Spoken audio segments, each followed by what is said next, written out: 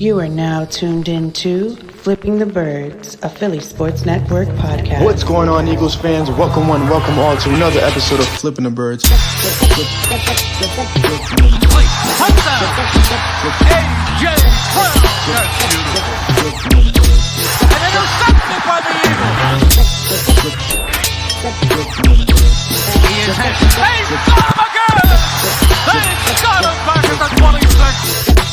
He's into the end zone. Touchdown, Eagles. What's going on, Eagles fans? Welcome all to another episode of Flipping the Birds. I'm Brian Cameron alongside Corey Naito and David Neese. How are you gentlemen feeling today on this beautiful Tuesday evening? It's not so beautiful and sunny here in Philly. Eagles loss. Philly's on the brink of elimination. Not very good vibes up here, I'll tell you that. Yeah, things are great where I'm at. Still feels like summer, man. I don't know. The weather's fine. But the mood of the city and the vibes are definitely not matching the weather right now. I texted someone last night. I was just glad they got all the losses over with in one weekend. Now I can just get on with my life now. I don't have to string these miseries out. The good thing is we got an Eagles Thursday night game this week, which means they shouldn't lose this game, but if they were to lose, we could go into the weekend and forget about it. However, what we can't forget about is the 21-17 loss as the Eagles blew a 17-3 lead entering the fourth quarter at that point, if I'm not mistaken. The offense, once again, completely, I don't want to say silent in the second half, but they weren't as good as they were in the first half. We're seeing continuous issues with this Eagles offense, and Philadelphia wants to know what is the main issue. What is the hidden problem? And I'm going to go to David on this one just because he's been pounding the table for the last 2 weeks, like silently in our chat, letting us know what the issue is. And we've all been just overlooking it, trying to calculate it a different way. But David, what do you feel like is the issue right now in this offense? I definitely think it's like a multi-headed issue. Like I don't think it's one thing, but I think one of the biggest is it's the offensive line. I mean, they're just not good. And it's something that nobody has seen in Philadelphia in over a decade. And some of it is, being blamed that, Steen is a downgrade from Becton in the run game. Some of it's being blamed on Landon Dickerson. But I think it's more than just that, too. I mean, it's a lot of fatigue.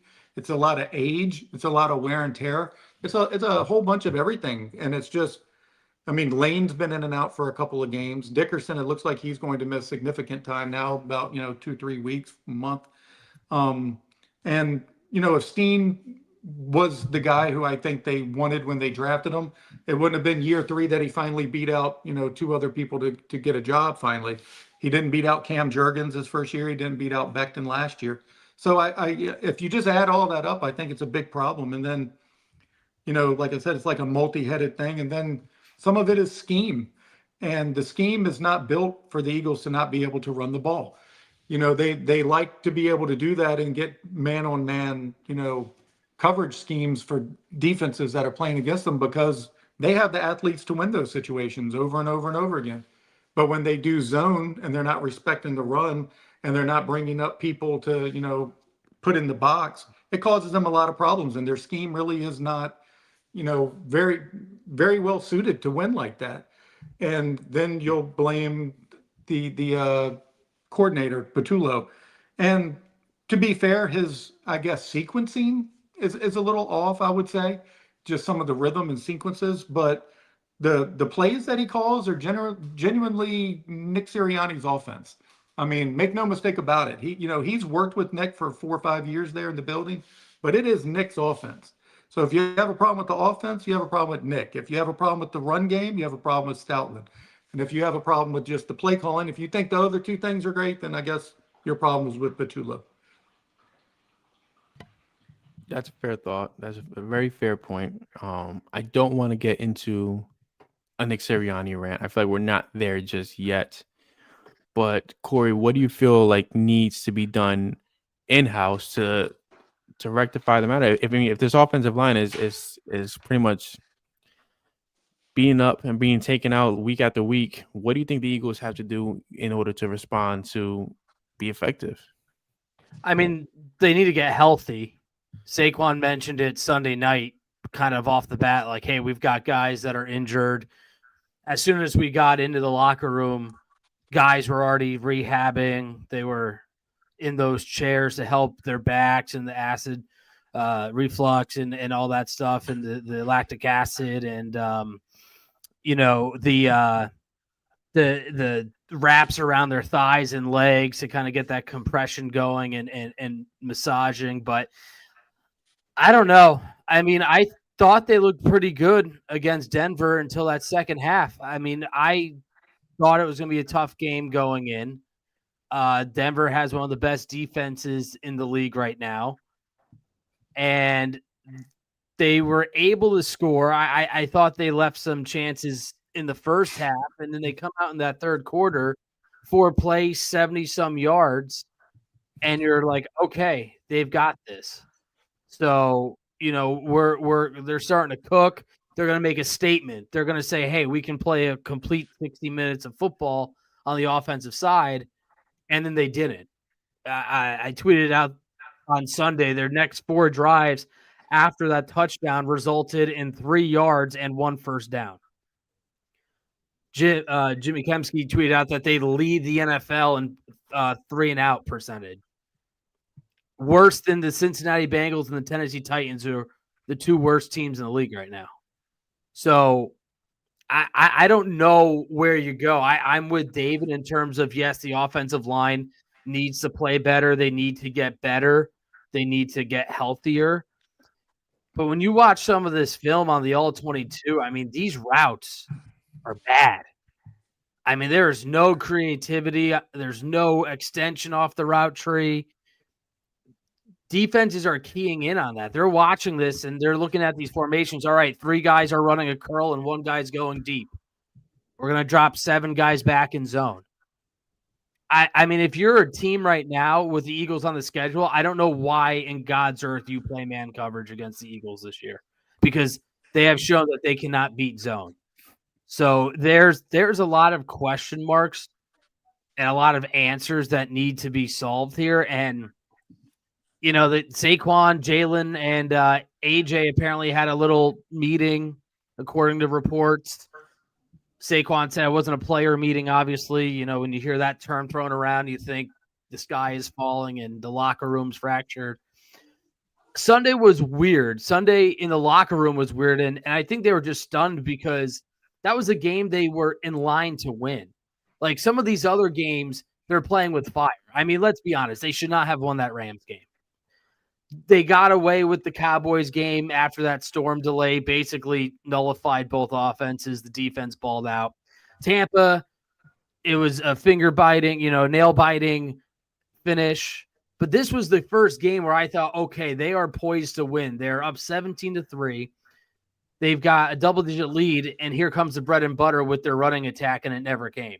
Mm-hmm. They only handed the ball off once over their next 19 plays during that 4-drive stretch. So the offensive line is definitely something. Kevin Patullo is the easy person to point at because he is the new OC, and really there's only one different player on this entire offensive starting 11, and that's Tyler Steen as a starter. But hopefully this quick turnaround gets them back in gear, and maybe whatever this meeting was between those 3, they hash things out.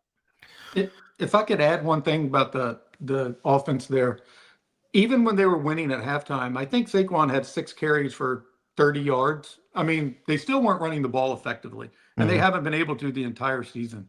Saquon is averaging less than 1 yard before he gets contact, before he's getting hit. So there are no creases, there are no seams, there is nowhere for him to go, and that's a huge problem. And again, a lot of it is injuries. I mean, Cam Jurgens has a hurt back. He's recovering from off-season back surgery. He's probably one of the guys you may have saw in the locker room getting treatment right after the game. Landon Dickerson was hurt during training camp at the open practice, and he's been hurt 2 other times since the season has started. So, I mean, it is the same people, but the names are the same, but the play is definitely nowhere close to that level. And like you were saying about the fourth quarter, I mean, that was just a disaster. 3 drives, 16 plays, 49 yards, 0 points. And the way the offense continually finds new ways to hurt itself is just like becoming a weekly ritual. And it's not just frustrating; it's uncomfortable to watch. It's unpleasant to watch. It's not the football everyone's used to seeing.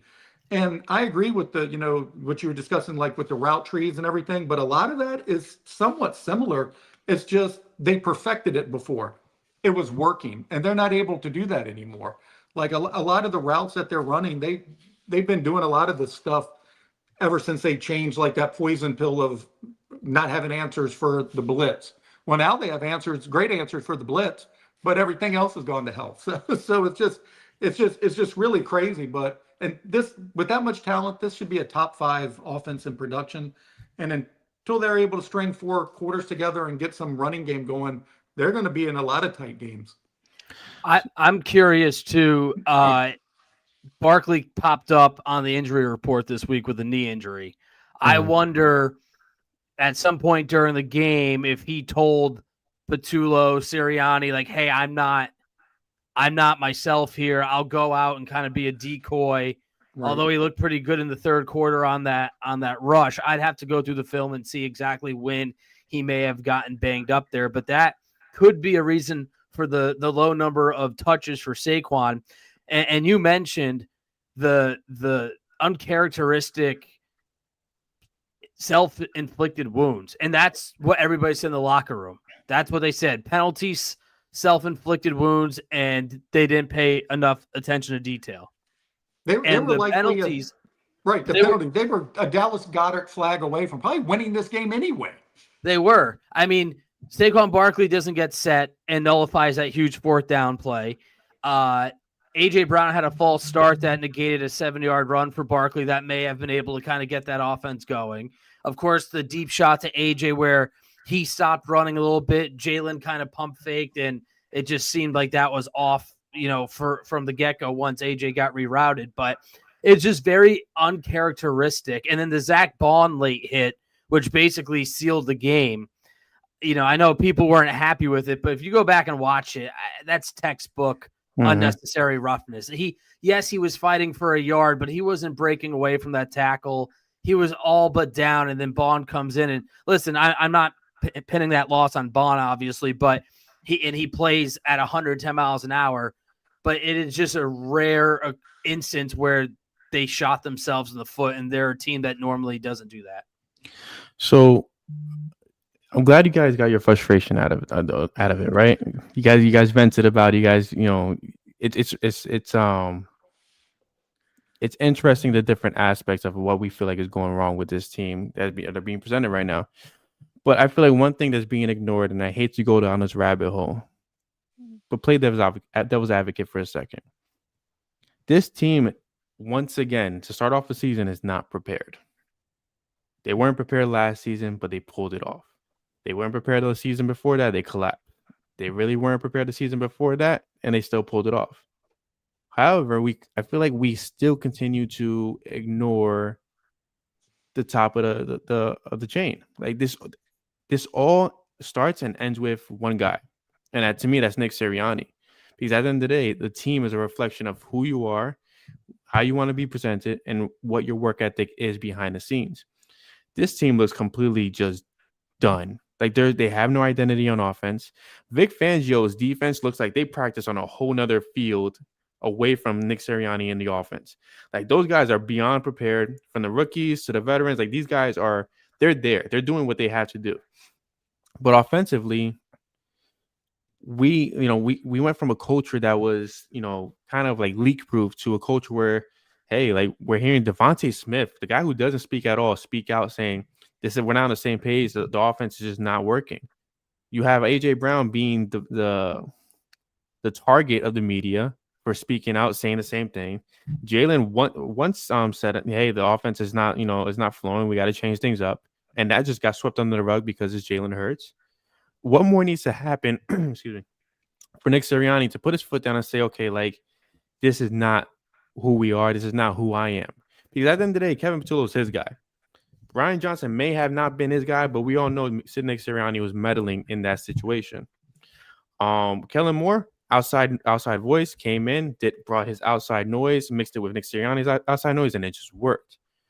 But I feel like I spoke to you about this, David. Like, why is it that the in-house guys, the guys that are growing with this system, growing with this staff, this roster, are not able to produce with Nick Sirianni and the offense when they're promoted?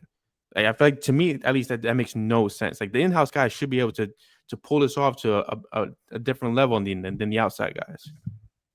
Right. If I had to answer that question, I don't know why they're not prepared when they get the opportunity. I have no idea. But in 2017, I can't remember who the offensive coordinator was, Martin Morningwig, right? They win the Super Bowl, and what happens? They have to promote in-house, Mike Groh. It goes not well. Mm-hmm. They go to the Super Bowl in 2022. They lose both coordinators again. What happens? They have to hire in-house. They go Brian Johnson. It goes not well again. Mm-hmm. 2024, yet again, they had an outside hire that goes to the Super Bowl, wins it, and they do an in-house hire again. If I am looking at the common denominator here, it's that the league rules do not allow anybody that's, in the Super Bowl to negotiate with any of the top coordinators. So you're ending up with who is just left, which is typically, in their minds, they might as well just go for somebody who's already in the building and who already knows their system, because it's so late in the process. Mm-hmm. All the other teams who've been out of the playoffs have had 6, 7, 8 weeks already. From January 1st, if you're out of it, you're already hiring new coaches. And the Eagles don't have that opportunity. So it's almost like they're pigeonholed into having to, just stay in-house. And from a lack of, top-tier talent, offensive coordinator talent out there. And that seems to be, something that they should have corrected. But the answer as to why? There's a lack of development behind the scenes. Like, these Correct. guys are not developing correctly. Because every outside voice who's come in as the coordinator has succeeded. And every in-house voice is not. So it's clearly a disconnect, and maybe the players have a problem because they don't respect the first-time play caller. I mean, in Seattle, they went rogue on Brian Johnson 2 years ago and just called their own plays against Seattle in the second half of that football game. Yeah. So I really don't know, but there's clearly a disconnect, and it starts with, the in-house promotions. And I would have thought Kevin would have been a lot different, and he still could be. I mean, it's week 5. After 5 weeks last year, everybody was wanting Kellen Moore the hell out of Philadelphia as well. So, I mean, they scored 21 points, 16 points, 10 points. So, I don't know. What's your take? I think it's just a really simple answer. It's the in-house guys never was an offensive coordinator.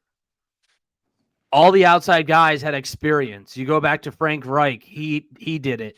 I just pulled up the list while you guys were talking. Frank Reich did it. Mike Groh was never an offensive coordinator. He was a wide offensive pass game coordinator for the Rams, a wide receivers coach for the Bears from 2013 to 2015. You bring in Steichen. He had experience. Brian Johnson, as you mentioned, never had experience play calling. He was a quarterback coach. So I think there's something that goes into it where you have to have experience. It's like in any other job. How can you succeed in a job with this much on the line if you've never done it before? It's a totally new animal than just focusing on the quarterbacks or focusing on the wide receivers or just kind of dabbling and dipping your toe in the water as a passing game coordinator. So I think that's really the simple answer is all the in-house guys just simply have never done this before. So it's literally, here you go, you're into the deep end, good luck. And oh, by the way, you're coaching an mega talented offense playing in arguably the most passionate fan base city in the league.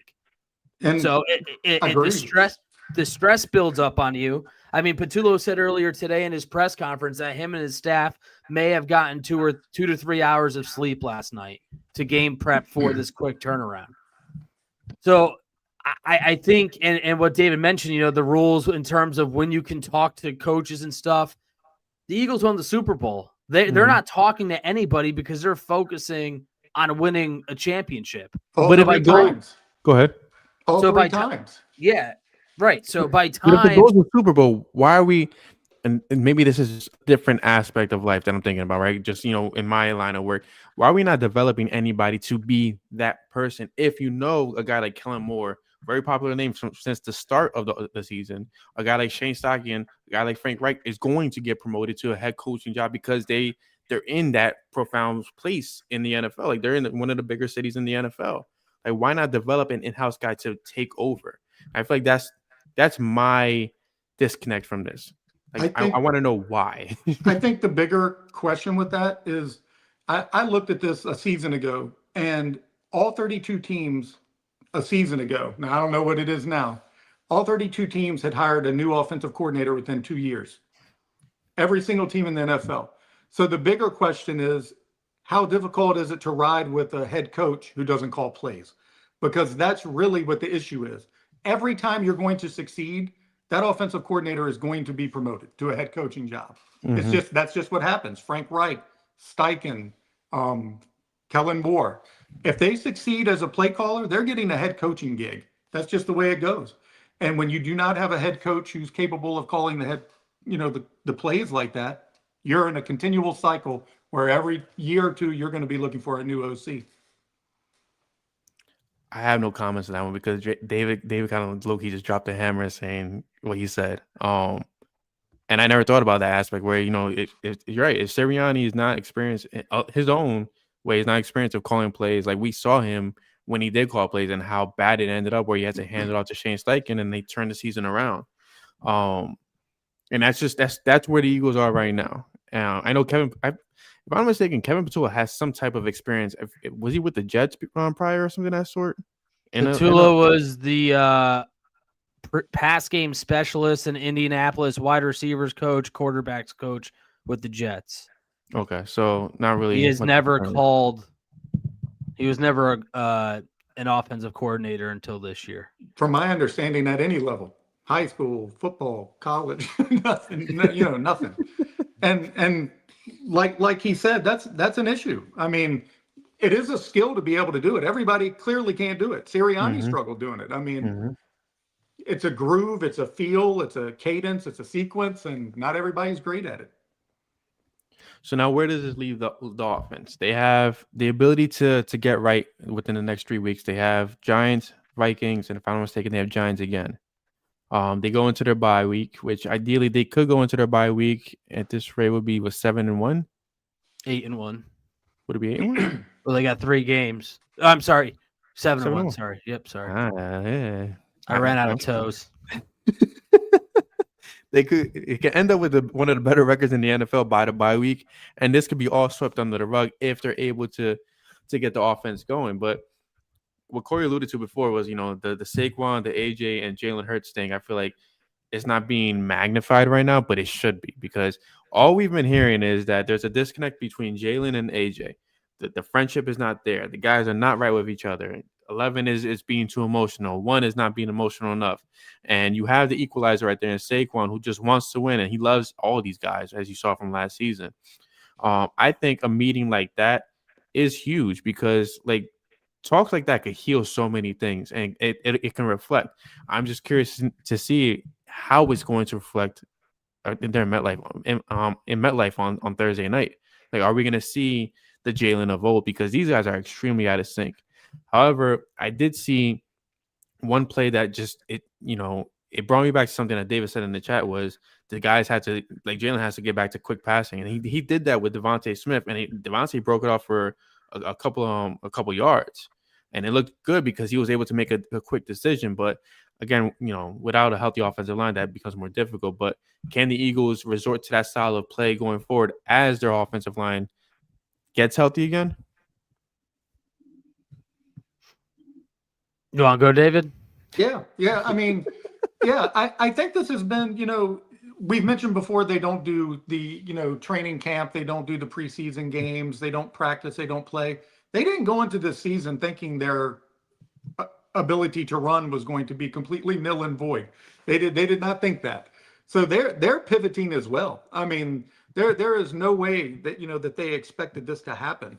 And the formula to win, and every time they've been to the Super Bowl, has been Jalen throws for whatever it is, 20, 25 throws, and they have 35, 40 rushes or whatever. That's their formula. And that's in reverse right now. And that's very hard to sustain.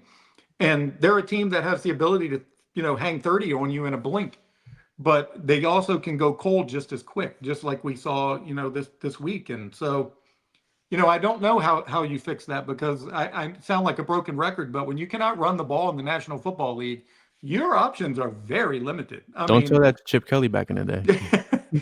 Yeah, but everybody knew he was going to run it. He still crammed it down your throat for the most part. I mean, he was pretty good at that. But when they know you can't run, you're in big trouble. I mean, they don't respect the run. They're dropping, 6 guys back and, to cover 3 and 4 receivers. It's hard times. And I was impressed that Jalen was able to make as many completions as he did, if I'm being honest.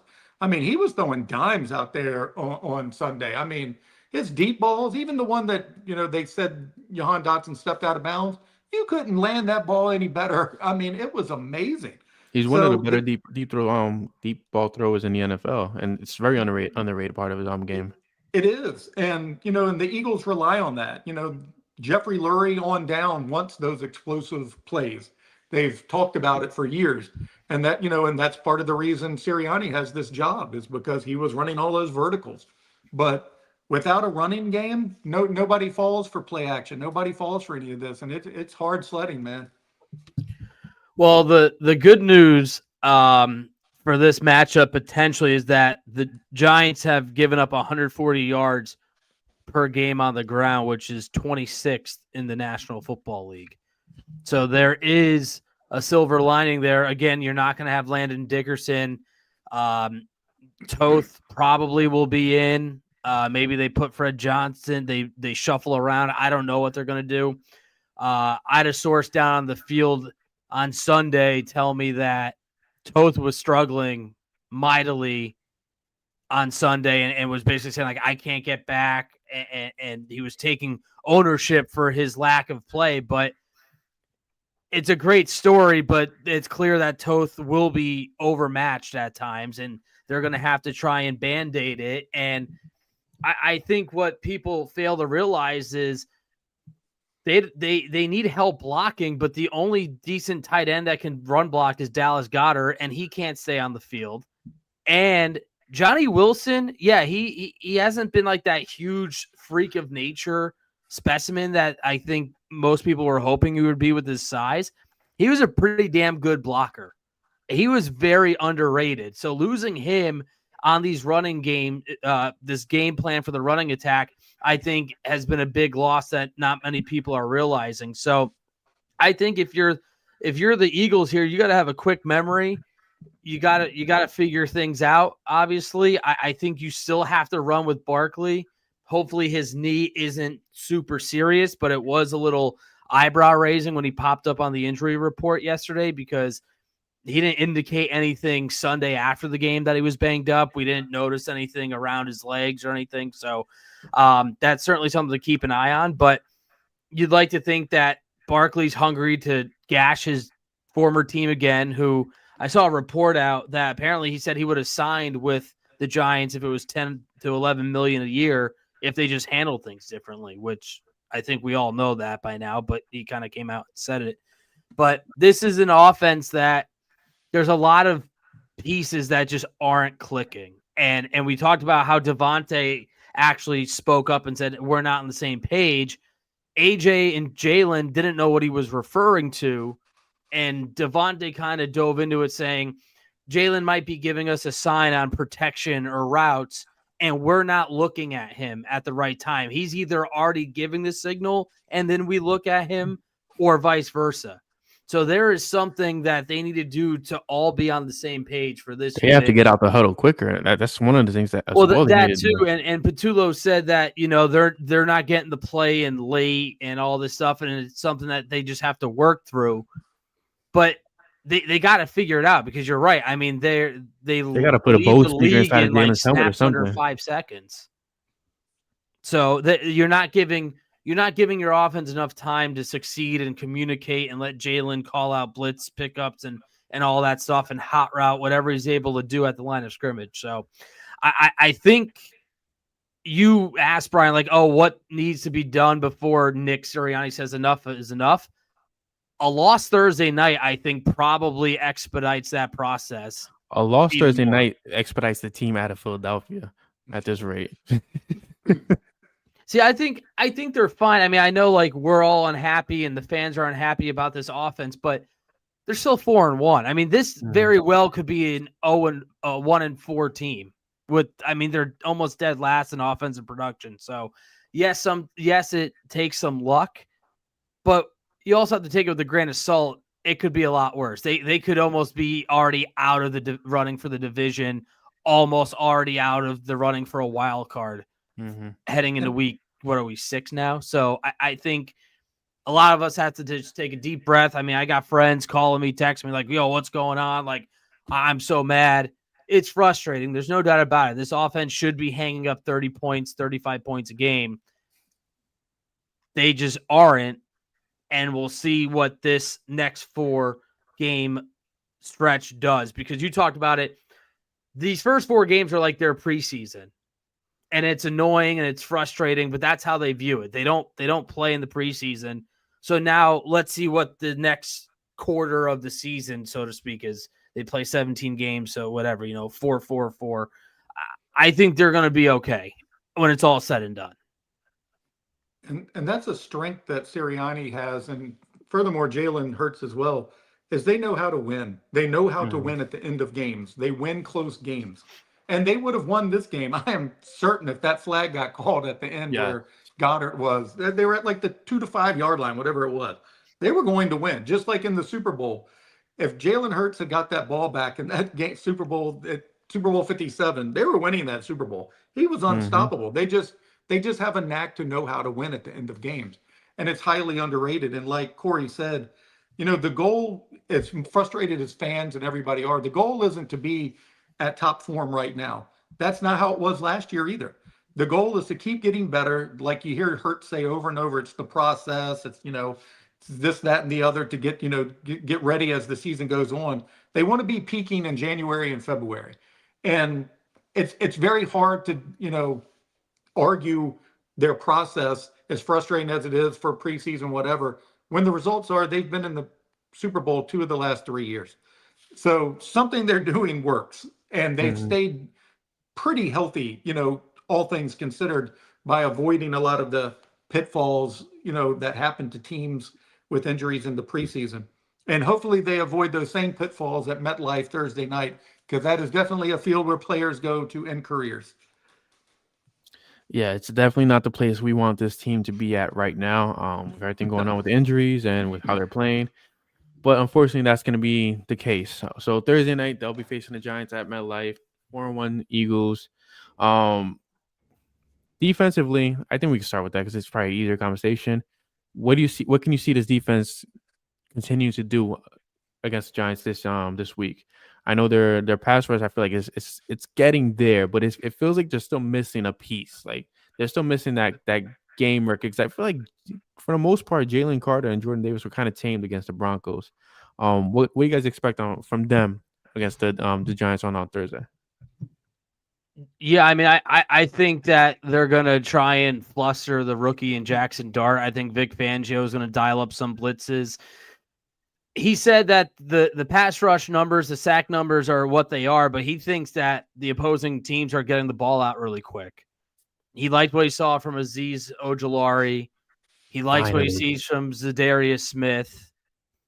Jalen Carter's still dealing with a shoulder injury that I think is kind of hindering him a little bit.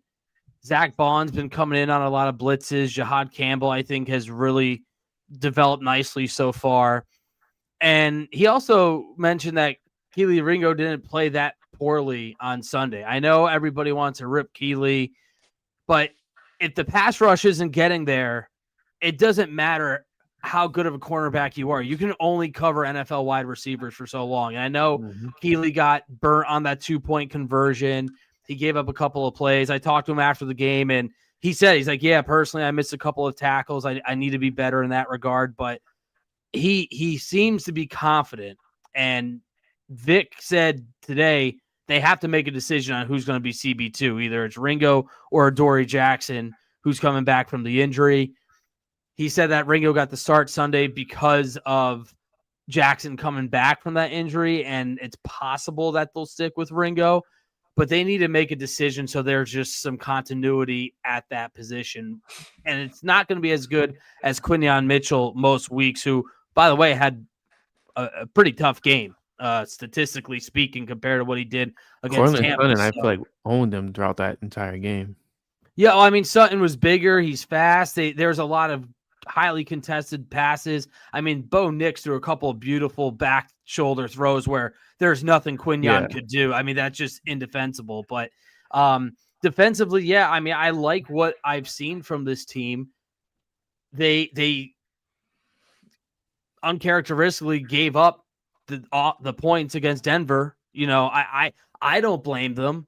You get off the field after a long drive, and all of a sudden your offense is on the field for less than a minute, and you got to go back out there. I know they're not going to make excuses, and they're not going to blame the offense, but you do that after you played your ass off against Tampa in that 100-degree weather.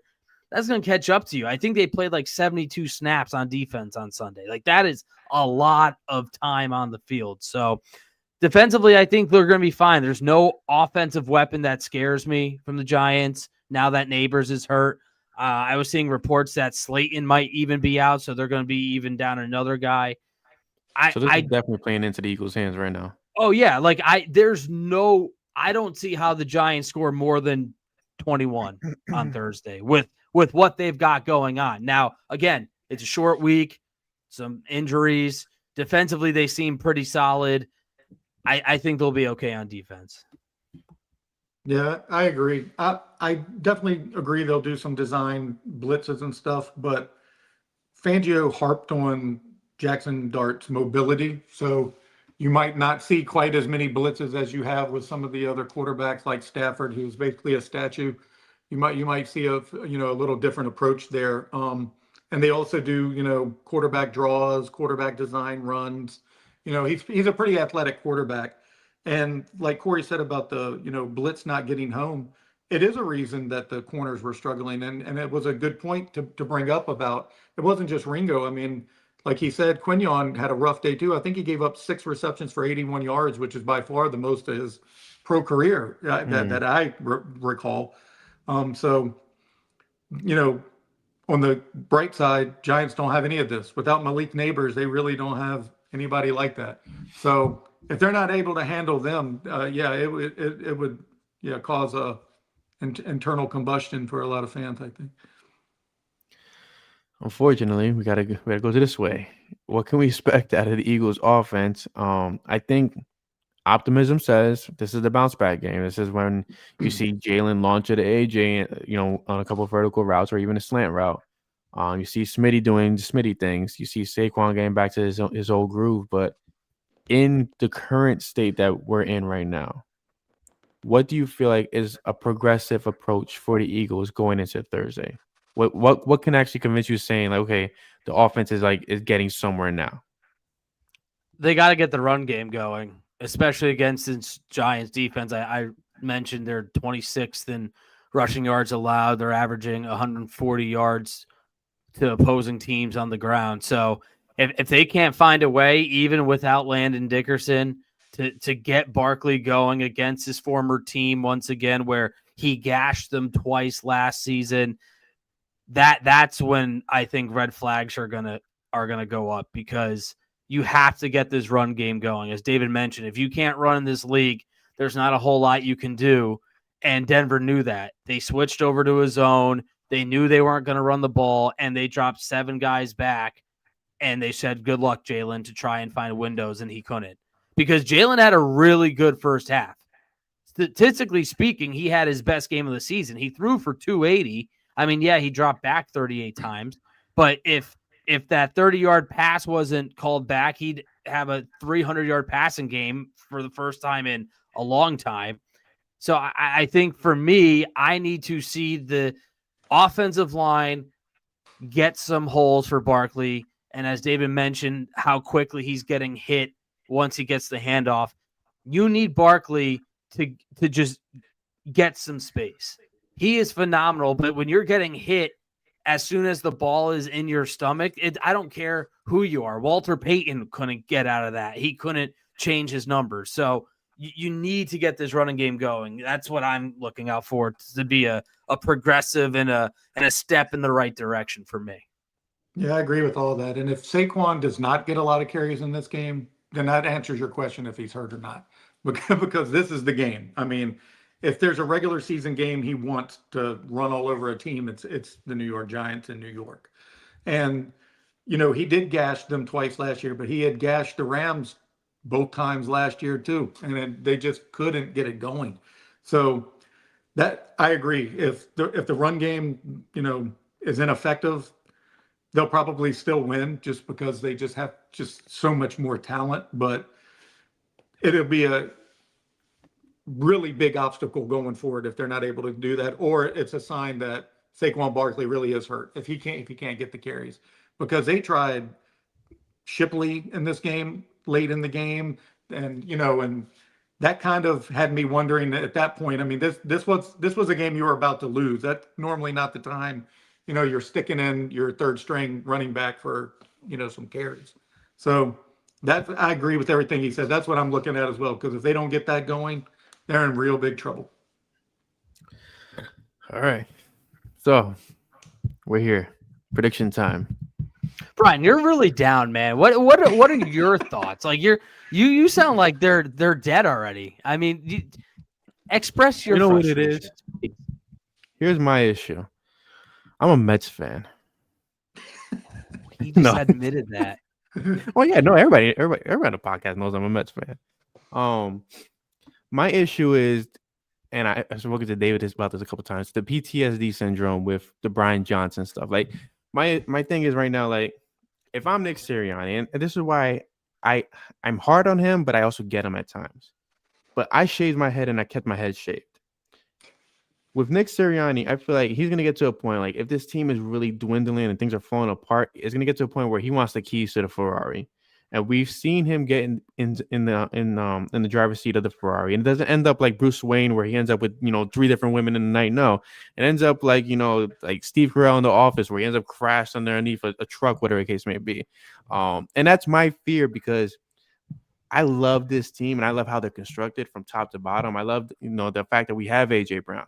I love the fact that we have Devontae Smith. I hate the fact that Colin Cowherd keeps on coming out saying the Patriots should trade for him. I really hate the fact that Brian Daboll had the nerve to say that A.J. Brown was open a lot, to kind of pick at Jalen Hurts a little bit. Because we all know that Brian Daboll benched Jalen Hurts back in Alabama, and we know that there's no love lost there. So as David has said it before, as a fan, I'm extremely frustrated. I'm also internally panicking because I don't know what could transpire if this gets worse. Can they get it together? Yes. Will they get it together is the biggest question, because they played football a lot last year, more than any team. Just as much as the Chiefs, right? And their mindset in this season was like, okay, Super Bowl's over. Like AJ said it days after the Super Bowl. Okay, that's it. Like, it's not what I thought it would be. Let's go get another one. And we're here now. And we have a very frustrated wide receiver. We have a running back that, like you said, is getting hit the moment he touches the ball. We have a quarterback that at times just looks like he doesn't know what to do with the ball, and it's not like him to not know what to do with the ball. I like the quick decision-making version of Jalen Hurts, where if the pass isn't there, the legs are. If the legs aren't there, Saquon's there. Like, that's what we saw last year. If the pass wasn't there, Jalen was either running it or he was throwing it to Saquon, and things were happening. I get that the offensive line is not as healthy as they should be. I don't know why we have Brett Toff on the roster, because he's failed many times before. I feel like there definitely had to be somewhat of better options out there. But it's like one of those things where, like, the pool is freaking cold and you don't want to dip your toes in it. And if you dip your toes in it, it's going to be freaking cold, but you're forced to dip your toes in it somehow, some way. That's where I am right now with this team. Does that explain anything? A whole lot. Yeah. I feel like it was a lot. There you go. I was just wondering, because you just seem down, and David and I are expressing the concerns, but you're the man that pushes the show. So Well, because David and I were talking one time, and Dave said he likes to say nothing negative about about the guys in the team. So I try to restrain myself since you guys came on until I get you guys like completely comfortable where rage starts just blowing out of like chaos. But yeah, this is not a good team right now. That's the best way to put it. And my issue again, like in all our careers, in our day jobs, if management is not a leader, we're not going nowhere in our day jobs. If there's just a manager, then things are gonna fall apart. If your manager is a leader, then things are gonna go in the right direction. And I fear that I don't know where Nick Sirianni is right now because we know when he's on point, he's damn good. But when he's off, he's very off. And I feel like there's no balance in between with him right now. Yeah, see, I'm not worried about that. I think he's got this locker room. You know, they love playing for him. I don't think he's going to lose his locker room or he's going to go haywire and do something silly, you know, like what you saw Shane Steichen do. I want him to shave his head. Just do it. Another shaved head. Just do it. I just think they're fine. Like I said, they're fine right now. They're 4-1. Their record masks it. I know people are saying, "Oh, it's 2023 all over again," where you know they got off to that 10-1 start, but everybody knew it was kind of a fluke. I don't think that's the case either. I just think these guys are trying to figure it out.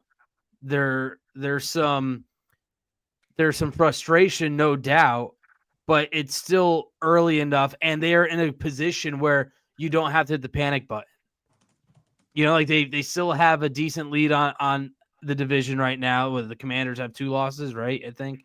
I believe so, yeah. They were able to beat the Chargers, but you have a chance to just figure this out. And if they put up a 30 spot Thursday night, I don't think anybody's going to complain. And if they start finding that steam and the snowball starts to go down the mountain, people are going to forget about these first 5 weeks, just like everybody forgot about the first 4 weeks last year.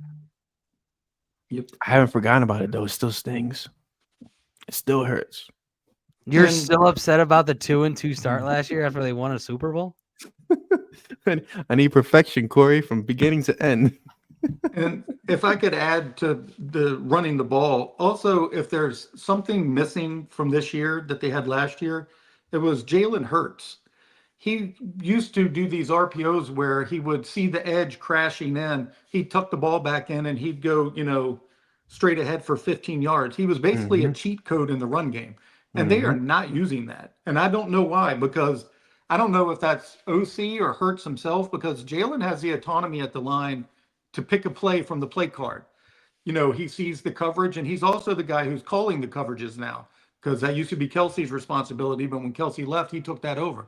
So he has both of those responsibilities now, which, he's had a year doing it. But last year he had, a more mature, experienced voice giving him, clarity of what he should do. And maybe there's some of a disconnect there as well, because you're not seeing any of that in the run game. And not only did that benefit Hurts' run game, but it benefited Saquon a whole hell of a lot.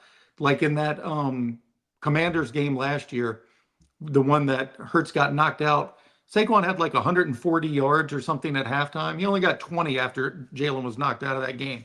That's how big of an impact it makes. And they're not using that this year. And again, I don't know whose call that is, but I think I'd put that back into the playbook a lot more frequently. I agree, and I also would like to see it's kind of in that RPO, but also when they send the men in motion behind the line of scrimmage, and you've got AJ or Dallas Goddard running behind the line, and they just go into the flat, but they get the separation where they can get into space. It's an easy pass. It's a 3-yard pass, but you get the guys already in motion running, and then they can turn it upfield. I think they're missing the RPO. There's not a whole lot of play action, but I know you need the running game to work to do the play action. So that, that goes back to our point where we need to see the running game be a lot better this Thursday. So I think that are they playing too conservative? Are they playing too conservative, too vanilla?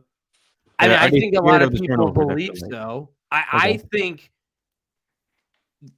the 5 games that I've watched, it does seem, and Jalen did say it after the Rams game, I believe it was, when they came back, that they can't play to not lose.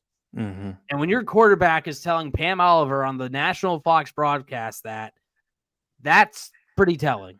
And that's what I'm saying. Like, he said that, and it got swept under the rug. Right. We haven't heard about it since. And they kind of, and the problem is they didn't get conservative Sunday. They just couldn't do anything. Mm-hmm. They didn't run the ball, so they were throwing it. They took some shots. They just had nothing to show for it. So I don't know if they were doing that by design to be more aggressive, to keep the pedal, to the floor there on Denver.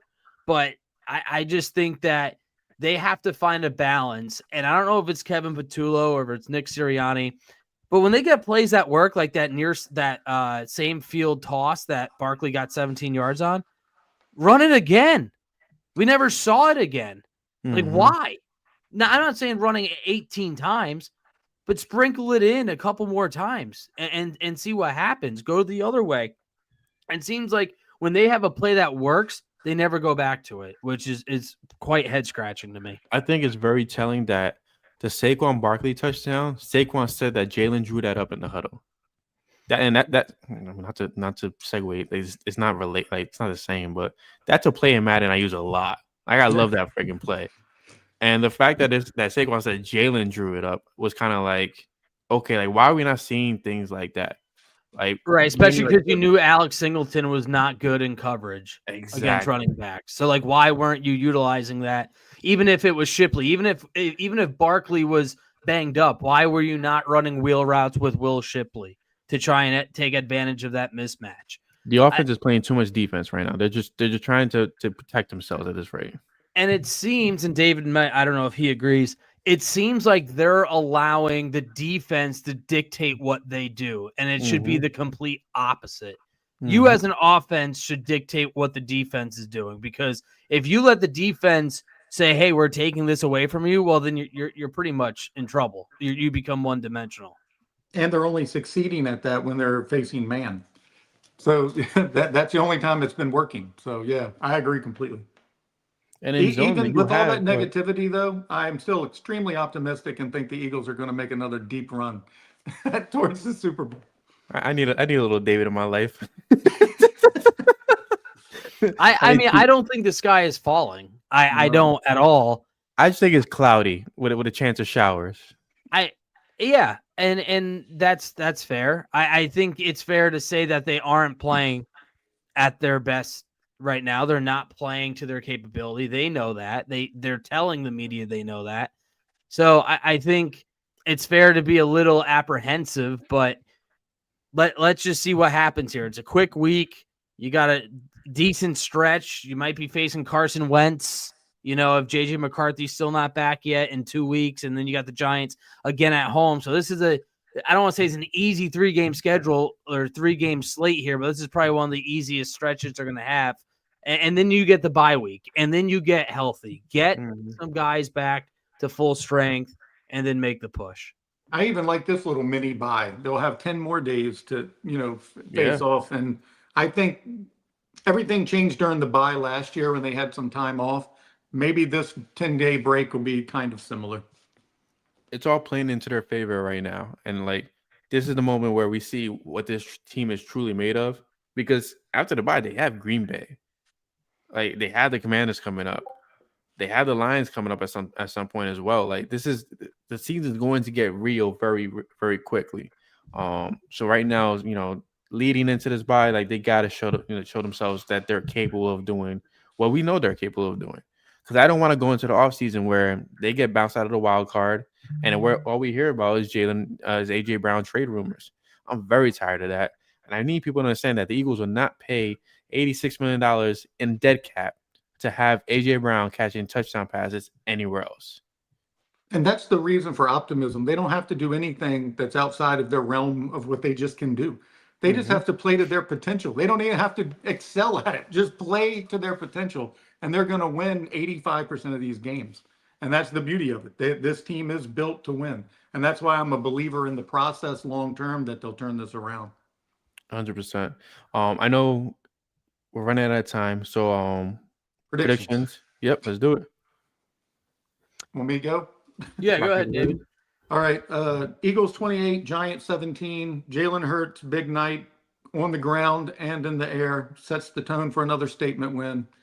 Birds are 5-1 Friday morning. Yeah, I mean, I think they win. Just trying to double check the line here where they are. I would imagine they're like a 6.5 point favorite without looking. 7. I should be a bookie. No. I think they Now cover we know what that. you do at night. I think they cover that. I think this is the game where they put up some offensive firepower. They were on the cusp of doing so last week, and it just fell apart again. The penalties, the self-inflicted wounds that were uncharacteristic. I think they make a point to clean that up on both sides of the ball. I think the defense gets at least 2 turnovers against Jackson Dart, and I'm going to say they're going to win 30-17. So I'm going to say I'm actually going to follow Ron on this one. I'm going 35-17 Philly. I think this is going to be the A.J. Brown and Smitty game. I do see A.J. Brown with 2 touchdowns and over 100 yards receiving. My 1-4 fantasy team would love that right now. I need that right now. And I think in this game, we see the return of the A.J. Brown and Jalen Hurts celebration that they took from the Fresh Prince of Bel-Air. I think we're going to see that team this Thursday. I'm not so high on Saquon right now just because of the injury thought. Like, if he is sore and banged up, then I'm okay with him going pass heavy. But I would like to see a little bit more creativity, get the ball out of Jalen's hands quickly and early on, and then get creative with the screen game. I'm getting tired of these vanilla screen games. They had one screen pass back in the day with DeAndre Swift, where like he ran out and then he crossed over to the middle and you see the offensive lineman running in front of him and they threw it to him. It was beautiful. And we never saw that play again. So tuck that under one of the plays that we never see again, Corey. But yeah, I have Philly winning this one, going 5-1. The sky's not falling, but it is cloudy. And shout out to Brian Daboll for just being a jackass. But other than that, we'll be back Tuesday on our own mini bye, right? Yeah. To recap the game and to preview the Eagles Vikings game. Until then, keep your hats on, keep your pants on. Thursday night's right there, and we'll talk to you guys next week. I'm Brian Cameron alongside David Nees, Corey Nito, and we're flipping the birds. I know.